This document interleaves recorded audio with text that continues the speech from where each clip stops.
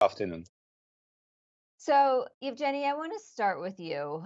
This documentary was very powerful. It takes place in the first few months of the year, um, right after the invasion. I want to ask you, why did you decide to make it?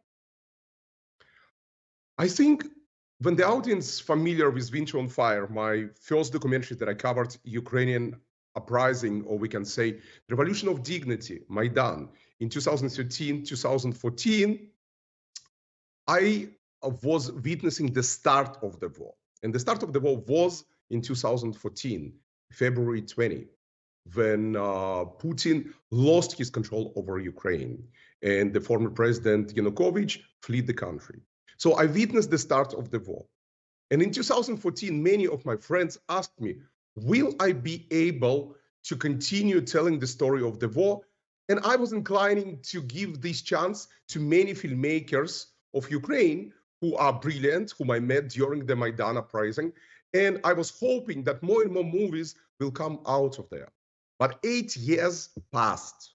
And literally, we finding ourselves in a full-fledged scale invasion of 2022, where the unpunished crimes for 8 years, allowing Putin to unleash his war machine and escalate this to full-fledged war.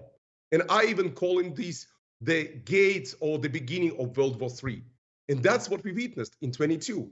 And of course, my duty as the filmmaker who witnessed an incredible resilience, an incredible humanity, an incredible spirit of unity on the streets of Maidan, and people who fighting for their democracy, who fighting the future of their country, I wanted to continue this story.